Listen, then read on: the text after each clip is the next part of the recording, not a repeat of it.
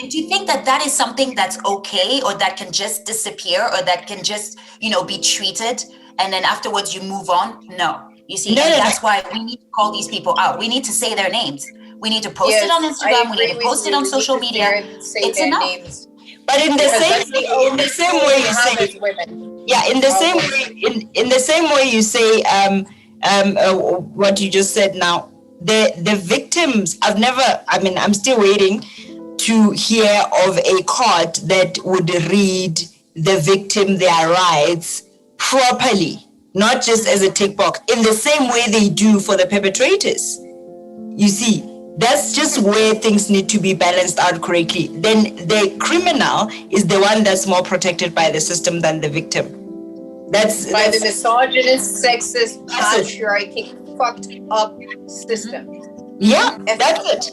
That's it. And the whole thing of now rights, I mean, our names are put out there. Even with me, I mean, after there was one article that went out in one of the newspapers here that I'm taking him to court after having told him for 10 months that I'm going to do just that, and he didn't believe it. And it was so obvious that it was me, although funny enough, the journalist did talk to me and he was like, you know what, I was going to splash the story left, right, center. And I spoke to my mother about it and she told me her stories. So I have to make sure that I record the story factually in a way that protects you as well. So he didn't put my name out there, but it was so obvious because anybody that showed up in court on that day would see that, oh, it's her. But with him, he's protected by the law. He can sue you. The case is sub judice. There's all these terms that protect them while you are going through humiliation out there. So that's the issue. And that's the narrative that we need to change, to say, no, hang on a minute. Actually, the person that should be embarrassed is the one that actually committed that violation, that committed the crime, not the person now that's with all that psychology. Hold them responsible, and also hold women who are complicit in these in watering it down, actually in favor of the man telling you, hey, why do you think your body is special? You don't want it to be touched. Isn't trying to normalize it, trying to, hey, yeah, I'm not gonna be a witness in the case, even though it happened to me too. I don't want no problem with these guys, I know we also have a mutual friend who was complicit in the case by being silent. I tagged her as well in my post just to put everybody a little bit on their toes. Because if I've had it, I've had it. The silence. Breaking the silence is not just us talking about our stories. Breaking the silence is also about them saying, I saw that. And standing in solidarity with other women, understanding boundaries, but of course, the thing is, sometimes I do have compassion for women because they've been groomed at such an early age. This woman that also was in your office environment, work environment, and she knew about it and she decided not to say, I know that she has been harassed, sexually molested as a child. That was the reason why I was compassionate, because it has been normalized for her when she was 4, what do you know, or however old she was, a toddler, So I think the brain is then so messed up, and the fear has been instilled at such an early age, and it's kind of, it happened to you too. Because for me, it was so disturbing when I came to South Africa, where, by the way, for everybody that watches and doesn't know, correct me if I'm wrong, every 28 seconds a woman is raped. Yeah. Unparalleled, rape capital in the world besides the Congo. So me coming to South Africa for the first or second time and having to listen, overhear lunch conversations of people I did not meet before about their rape cases, where I'm like, okay, she is making it up. Because for me, it was impossible that women would talk about these things casually, because for me, it's such a heavy topic. But I didn't at the time know the statistics. I didn't at the time know how normal this is there, right? And through another dinner conversation, I heard her talk to another person. Oh, it happened to you too. Oh, it happened to me too. Welcome to the club.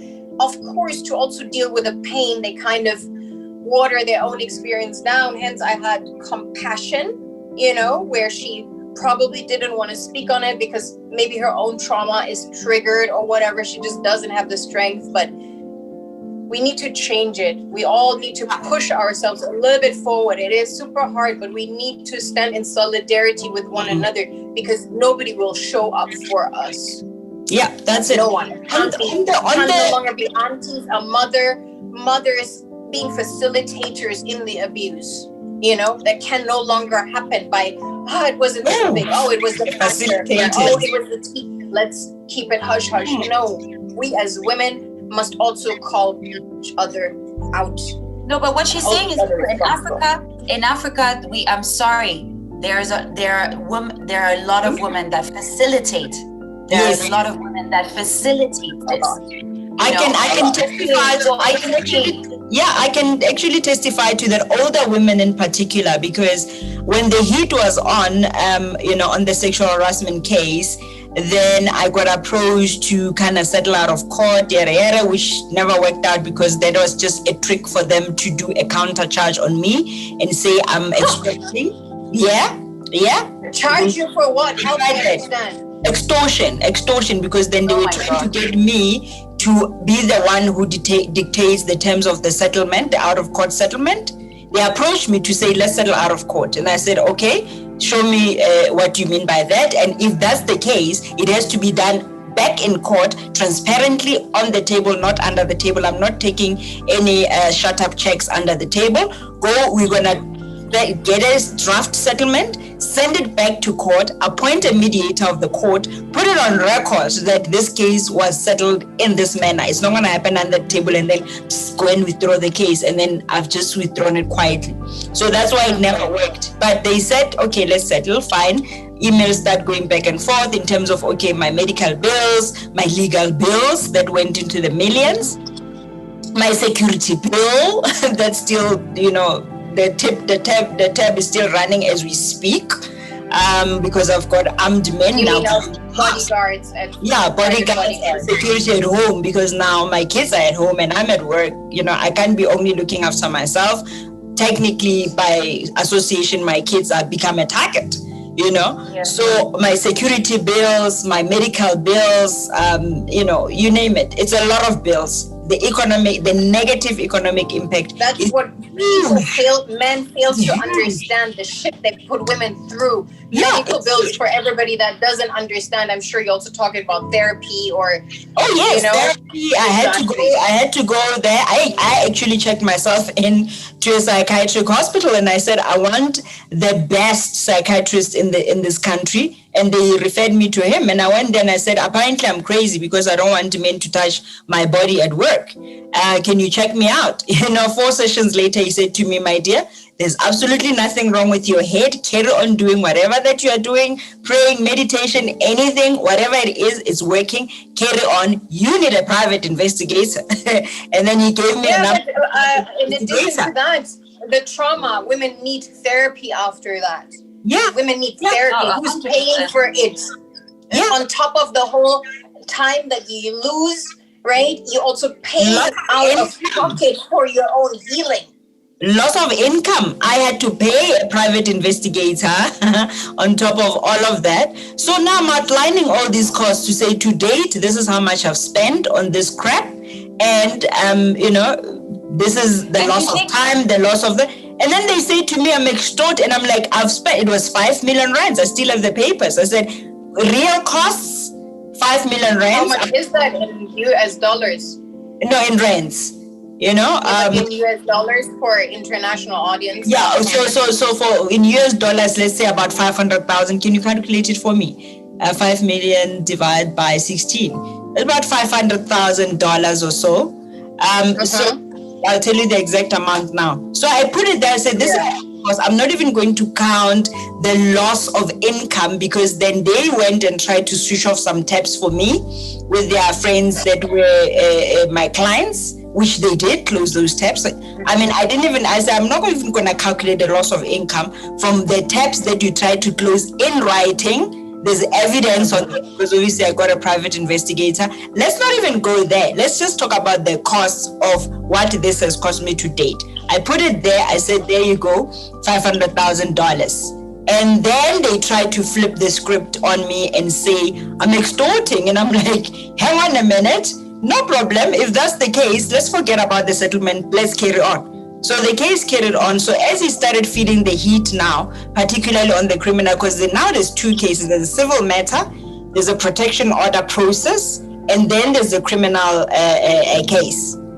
Those are the three now. It means I needed 3 legal teams to deal with each of that, because now you can't have the same legal team on all 3 of them because it's different courts, different rules. So I had 3 legal teams. So I fail to understand how expensive a court case is for anybody who's listening who thinks, oh, $500,000, that's quite a lot. Legal costs, just a few times back and forth to court, you're down $10,000, $20,000, $30,000. Yeah. So I said that's it. Not been there. Take it from somebody from experience. So I'm totally with you. It easily accumulates. Oh, it accumulates. How long were you in court? Quickly.